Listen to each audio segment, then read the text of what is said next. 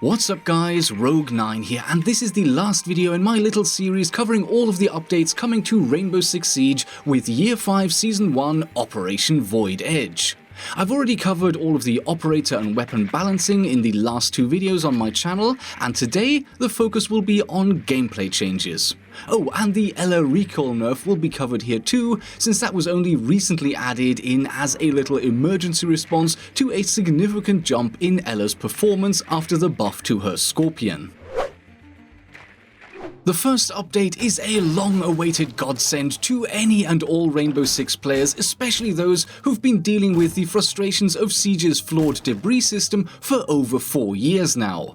For me personally, it has always been one of the most aggravating things in the game when you run up to a barricade, melee it, and nothing happens. The plank of wood I just smacked doesn't budge an inch, it just sits there without a care in the world. Even worse than that is when you smack the barricade a second time and the second piece just also sits there as if nothing happened. And as if these things weren't frustrating enough, the real problem is that in order to reduce the server load, all of the physics simulations that decide how a piece of debris behaves are done on your PC or console, i.e. client side, not server side. And that means that the debris could behave differently for each player in the match. A piece of wood that might get stuck for you might fall out perfectly for your opponent, who can then see you and shoot you without any issue whatsoever. That is the real problem, and it is more than frustrating, it is game-breaking. But praised be Tachanka, after 4 years of suffering through a less than ideal system, we are getting a major overhaul in the way that barricade debris is generated.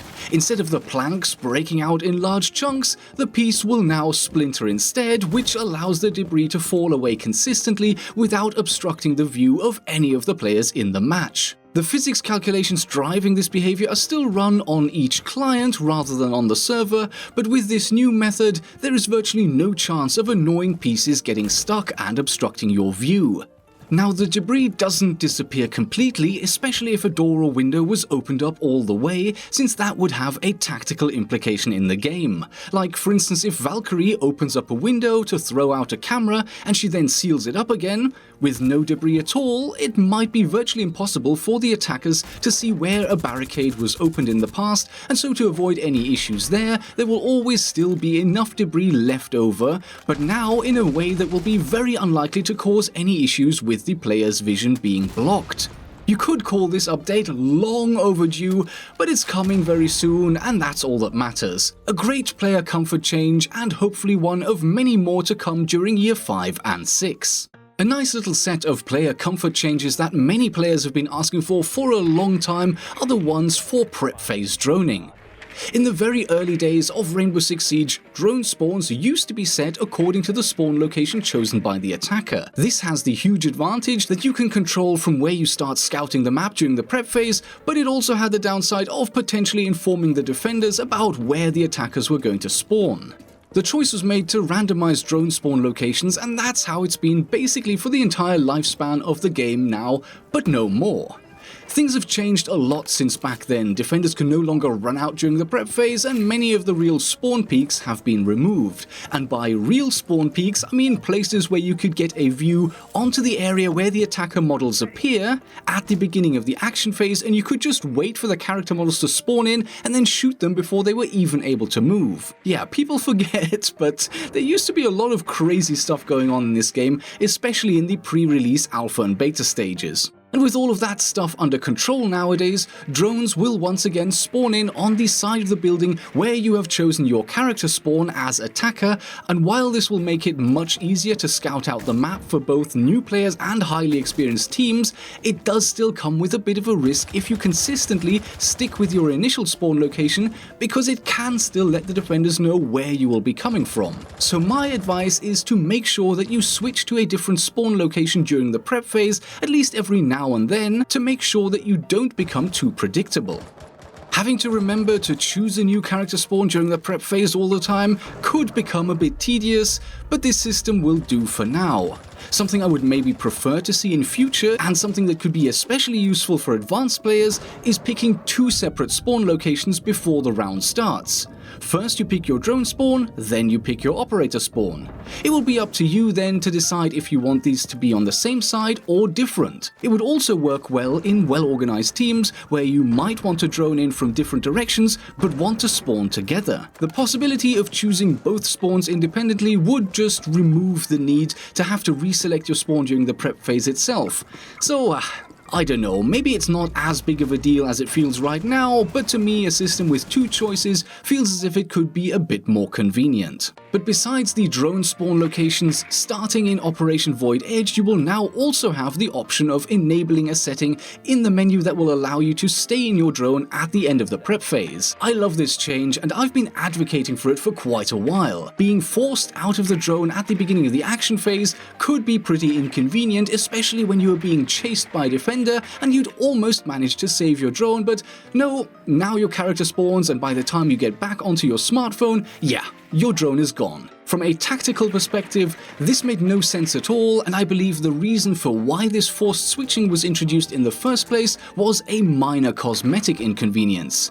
The attacker characters don't appear on the map until the action phase, and being able to stay in your drone can be a little immersion and realism breaking when you see your operator just blink into existence out of nowhere. But there it is. If the choice is between having a system that is a bit more gamey but at the same time tactically more convenient, then I'm all for it. From the beginning of the new season onwards, you will now have three choices when it comes to drone behavior at the end of the prep phase: automatic, semi-automatic, and manual. Automatic keeps it the way that things have always been. You automatically exit the observation tools and go to your character. Semi-auto keeps you in the drone if you are still controlling it, but if not, i.e. your drone was destroyed, you've switched to the spawn selection map, or you've switched to someone else's drone, then you automatically get pulled into your character. And manual means that no matter what you're doing, you will always have to go to your character with the leave observation tool button. Even if you're on a teammate's drone, even if you've already switched to the spawn selection map, it doesn't matter. As long as there are any drones left alive, you will go to one of those. Personally, I'll probably go with semi-auto. I really like this new granular system, and hats off to the devs for making it optional rather than forcing it on players. If you like the way it always worked, no probs, you can keep the exact same experience you've always had. One little change that might not seem like that big of a deal but could have a decent impact is defaulting the PC text chat to team only for all players. The idea of removing cross-team chat completely was floated a little while ago and met with very strong resistance from the player community, and while introducing the new text chat functionality as optional might seem like an okay thing, I think that the defaulting here could have more of an impact than we might expect. Basically, when it comes to text chat, there will be three options going forward: team only, all, or disabled. The default choice for everyone at the beginning of the season will be team only, and unless enough players manually choose to switch their text chat to all, cross-team banter and meme fun could die out pretty much immediately. Because the only way that cross-team chat actually works is if players on both sides have it enabled, and so even if some players switch to all, it might not be enough for there to be any real communication in future. Of course, the whole purpose here is to reduce toxicity because currently in ranked, unranked, and casual, close to 85% of reports for abusive chat are made against a player from the opposing team.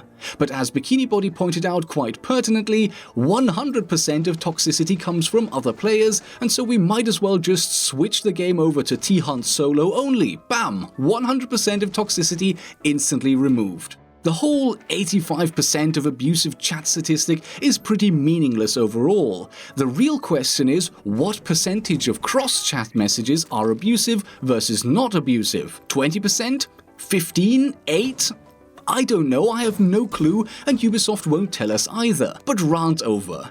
The point to take away here is that if being able to chat to the opposing team is important to you, you need to remember to switch the text chat to all at the beginning of the season. And last but not least, Ella's freshly buffed and now to be re-nerfed Scorpion Recoil. Isn't it weird how the stats for the Scorpion in terms of damage, fire rate and capacity are so similar to the French P90, but the P90 has always been a bit of a meme from the very beginning, while the Scorpion seems impossible to balance. It's either far too strong or just really uncontrollable and frustrating to play with. I guess maybe the reason the P90 was never an issue is that it's just underpowered, but nobody cares because you can always just go for the MP5. But be that as it may, over to the changes now. In the last update to this gun, it was given improved controllability for the first 16 shots of any burst, and that is where the first part of the upcoming nerf will take effect. The improvement will now only apply to the first 11 shots, and in addition to that, there are more nerfs to weaken the gun again. The reset time after a burst is going to increase, so if you do not manage to control the recoil and the gun rises up a bit on you, then it's now also going to take longer for the point of aim to come back down again. Plus, the recoil itself is being stiffened up again with faster muzzle climb and overall greater climb and greater randomized recoil after each shot. The question we then face is, where do we end up with all of this? Is the recoil now going to be worse than it was before the last buff? Well, luckily no. I still have the footage from the last change, so we can now compare all 3 stages of the gun: Year 4 Season 4.2, Year 4 Season 4.3, and Year 5 Season 1, and as you can see, the overall shot pattern suggests that what we will end up with in Year 5 is a balance of the 2 states we had before. It's definitely a nerf overall, but still better than Year 4 Season 4.2. But there is one small detail that is still worth noting. If you look at the first shot recoil of all 3 tests, you can see that the recoil coming in Year 5 is definitely the worst of the 3 tests, and that is something to keep in mind. Usually my recommendations in terms of muzzle attachments are use the compensator for guns that have a lot of random recoil, like the Scorpion or the Vector, but use the muzzle brake for guns with a lot of first shot recoil, and the Scorpion seems to fall into both categories now. For me personally, the randomized horizontal recoil is still the greatest problem on the Scorpion, and so I'll probably stick with the compensator, although I have to say that during my test the flash hider still felt okay, and if you stick to really short bursts, the muzzle brake might actually be the best choice for you. And after all of that, the simple conclusion is that in practice, Ella just ended up being a bit too powerful again, and so she's getting bumped back down a bit by making the gun more uncontrollable again. It's a bit of a shame on the one hand because I personally find hard to control weapons really not fun to play, but at the same time an overpowered Ella is also really frustrating if you're playing on attack, so this is probably for the best. Props to the devs for reacting so quickly and nipping this issue in the bud without hesitation. Fingers crossed that the new Scorpion will be finally balanced. And that is it, all of the changes going live with Operation Void Edge done and dusted. Many thanks for watching, I hope you enjoyed the video, and I will see you in the next episode.